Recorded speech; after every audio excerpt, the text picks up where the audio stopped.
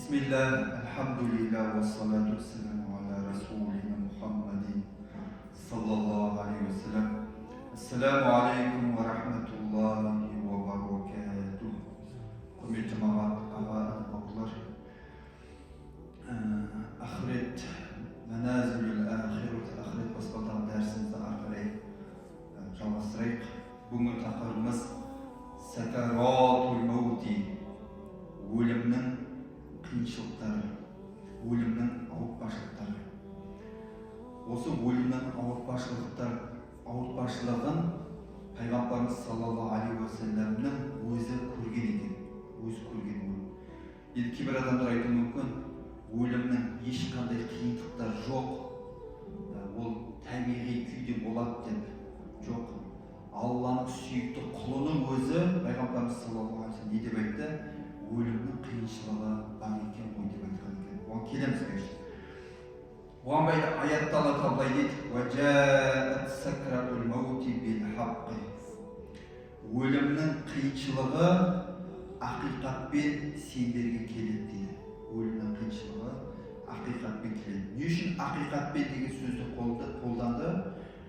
Өйткені өлімнің қиыншылығы келген уақытта, өлімнің қиыншылығы, яғни адамның аяқтан бастап жаны шығатын уақытта айтады. Сол уақытта адам баласы өлімнің қиыншылығын көреді екен, ауыртпашылығын. Неге ақиқатпен деді? Өйткені кейбір адамдар, Алла сақтасын, мысалы Құдайды жоққа шығарып жүргендер болса, ол адамға жаны шыққан кезде аяқтан бастап өлімнің қиыншылығын көреді, және бұл кісіге осы уақытта ақиқат көрсетіледі дейді. Құдайға қарсы шығып жүргеннің барлығы осы жерде жоққа шығарылады екен. Ол көзі жетеді екен, анық. Соны айтады Алла тағала. Енді Алла тағала неге сакаратул маут деген кезде өлімнің сакарасы осы сөзді қолданды? Сакара дейді, ол сукр деген сөзден шығады. Сукр деген ол мас болу деген мағына, мас болу. Мысалға, мас адам өзінің ақылын жоғалтып алады, дұрыс па? Не айтып жатқан білмей қалады, есін жоғалтып алады. Міне, адам баласы сакаратул маут, жан шығып жатқан уақытта, өлімнің қиыншылығын көріп жатқан уақытында не істейді екен? Ол кісі не айтып жатқанын білмейді екен. Не айтқысы келген жеткізе алмайды екен қасындағы адамға. Осындай күйде болады екен. Сондықтан осы сөзді Алла тағала қолданған екен. Енді Алла тағала Құран кәрімде мынандай аяттар келтіреді біздерге: «Астаизу билlah ва ин мин ахли китаби илля ла юъминанна бихи қабла маутихи». Егер әхл кітаптар, христиандар, яһудилер, олар Иса пайғамбарды Құдайдың баласы деп жүрген болса дейді Алла тағала айтады, онда олар ла юъминунна бихи, олар сол кісілер, жаңағы христиандар, яһудилер, кітап иелері Иса пайғамбарды Құдайдың баласы деп жүріп, оларға сакаратул маут келген кезде, оларға сакаратул маут келген кезде, өлімнің қиыншылығы келген кезде, бұл адамдар не істейді дейді? Яғни өлімнен алдын бұл кісілер міндетті түрде Иса пайғамбарды Құдай деп айтпайды екен. Пайғамбар деп сенеді дейді, пайғамбар деп сенеді. Неге? Өйткені Алладан не деп айтты? Сакаратул маут ақиқатпен келеді деді. Ақиқат ашылады деді.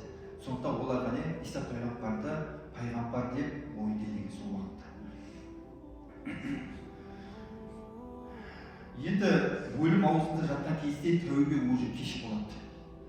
Адамның жаны шықпай жатып иманға келіп қалу керек. Ал енді жаны шығып жатқан уақытта перғауында иман келтірген, дұрыс па? Ол кеш болады екен. Енді Алла тағала «Уажаат сакаратул маут бил хаққи», өлімнің қиыншылығы сакарасы ақиқатпен келеді деген кезде осы аяттың жалғасында Алла тағала айтады: «Залика ма кунта тахид». Сен сол өлімнен қашып жүргенсің дейді Алла тағала айтады. Сол өлімнен қанша қашсаң да, ол сенің артыңнан міндетті түрде қуып жетіп алады дейді. Енді кейбір адамдар қартайғысы келмейді, мысалға өлгісі келмейді, дұрыс па? Бәрібір жетеді. Немесе кейбір адамдар өзінің денсаулығын күтеді, мысалға өліп қалмау үшін, немесе дұрыс тамақтанады өліп қалмау үшін. Қанша өзіңді сақтасаң да, қашсаң да, бәрібір ажалың келген уақытта саған жетеді дейді ол нәрсе. Мысалға айтады, адам дүниеге келген кезде оған қарама қарсы ажалы да бірге не істейді дейді, екеуі бірге жолға шығады дейді. Мынау жолға шыққан кезде мынаудан қарсы келіп екеуі кездескен уақытта адамға ажал құшады екен.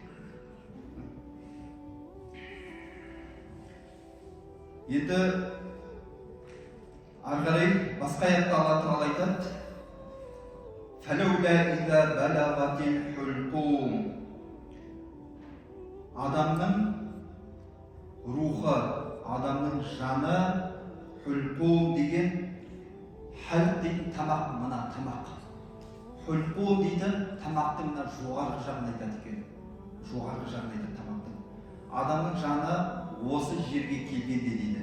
Былай дейді, адамның жаны ең бірінші қай жерден бастап шығады? Аяқтан бастап шығады. Аяқтан бастап шығып, сонда ғалымдар не деп айтады? Мына жерге келеді, мына сүйек, бұғана дей ма? Бұғана осы жерге. Оған байланысты Алла Тағала алдында сүреде не деп айтты? Кәллә иза балағати тарақи. Адамның жаны бұғана сүйегіне жеткен кезде, аяқтан шығып адам жаны мына жерге келеді, осы жерге келеді. Осы жерге келгеннен кейін бар адамның жаны хулқум мына жерге келеді, тамақтың жоғарғы жағына. Осы жерге келгеннен кейін көп уақыт өтпейді екен. Осы жерге келген кезде ауыздан рух шығып кетеді, болды. Мынау соңғы нүктесі екен, жаны келіп тоқтайды. Осы жерге келгеннен кейін не істейді екен? Ары қарай адамның аузынан рухы, жаны, нәпсісіне шығып кетеді екен. Сонда Алла Тағала айтады, адамның жаны мына жерге соңғы нүктесі ғой, енді шығайын деп тұр жаны. Сонда Алла Тағала не деп айтады? Ары қарай аяттың жалғасында «Ва антум хина идин танзурун». Сендер сол уақытта қарап қаласыңдар, еш нәрсе істей алмай қаласыңдар дейді Алла Тағала айтады. Не істей аласың сен? Адамның жаны мына жерге келіп тұрған уақытта, шығайын деп қалған уақытта сенің қолыңнан еш нәрсе келмейді, тек қараған күйі қаласыңдар дейді. Аяттың жалғасында Алла Тағала «Ва нахну ақрабу илайхи минкум валакин ла тубсирун». Сол уақытта әлгі жаны шығып атқан адамға сендерге қарағанда біз жақынбыз дейді Алла Тағала. Бірақ сендер бізді көрмейсіңдер дейді. Біздер деп отқандағысы, яғни жан алушы періштелерді, басқа да періштелер сендер не көрмейсіңдер дейді деп Алла Тағала айтады.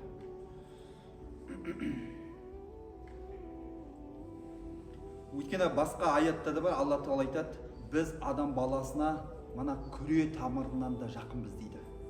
Біз жан тапсырып атқан адамның қасында отырамыз, айнала адамдар отырады, қолына еш нәрсе келмейді. Бірақ Алла Тағала не деп айтады? Сендерге қарағанда біз оған күре тамырынан да жақынбыз, өте оған жақынбыз дейді. Енді Алла Тағала адамның жаны айтты ғой, бұғанаға келген кезде, мына тамаққа емес, бұғана.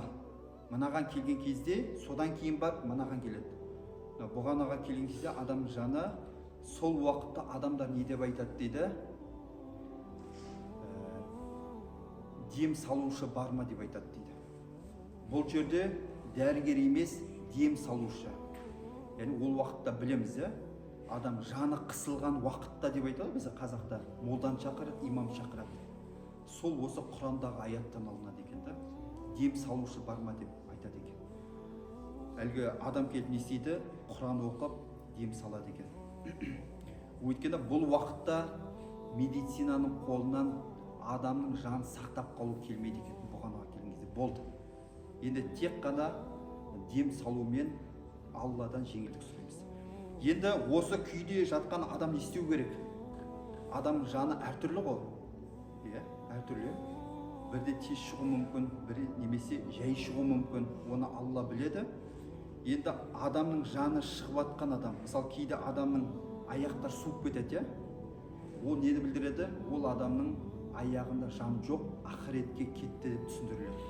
Ал қалған жерінде жылы болып тұрса, әлі оның бойында жан бар, бірақ аяғында жан жоқ деп айтамыз. Міне, жан солай жайлап не шығады. Енді ол адам не істейді деген кезде, ол адамның қолынан келетін нәрсе Алла туралы жақсы ойда болу керек екен. Алла туралы жақсы ойда болу керек.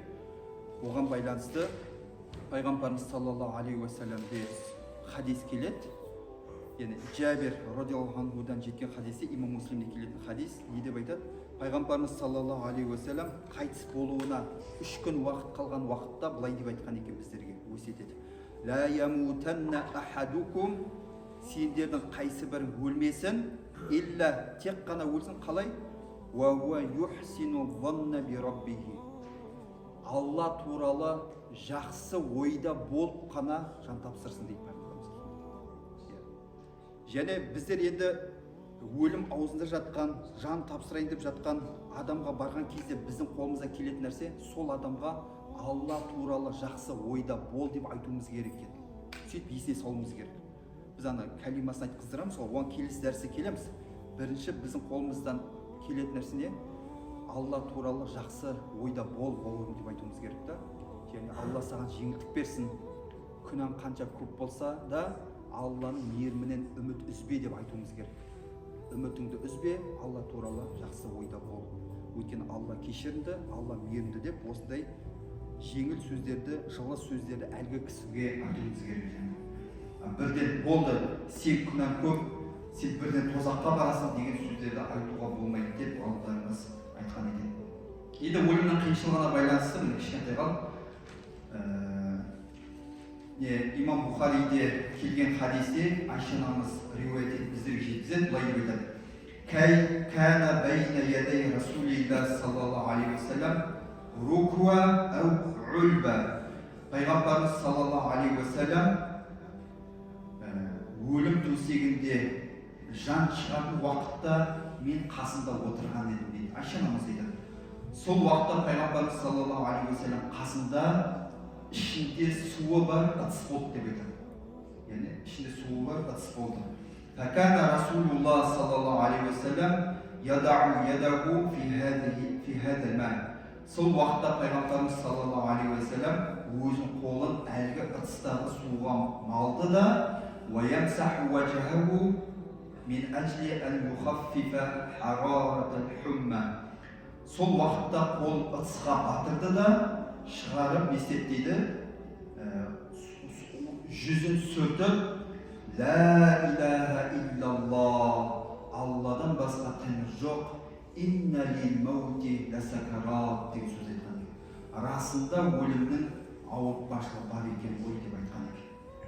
Яғни өлімнің ешқандай ауыртпашылығы жоқ деп айтқан адамды ол адам бізді қызықтырмайды. Өйткені Алланың сүйікті құлының өзі өлімнің ауыртпашылығын көрген, өзі айтып кеткен хадисте. Сонда Айша анамыз имам Тирмизидің сунанында Айша анамыз айтады, Алла разы болсын ол кісіге, инни ла агбиду ахадан бимаути хауни. Қандай да бір кісінің өлімі жеңіл болды деп айтатын болса дейді, яғни өлімнің қиыншылығын көрген жоқ, өлімі жеңіл болды деп айтатын болса дейді, ол сөз мені қызықтырмайды деп айтқан Айшамыз. Неге?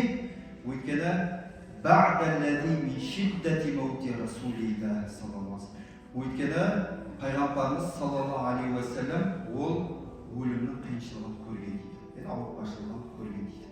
Енді Алланың сүйікті құлы өлімнің қиыншылығын көрген болса, басқа адамның өлімі жеңіл болды деген сөзді мен қызықтырмайды дейді. Мен қызықпаймын дейді ол нәрсеге дейді.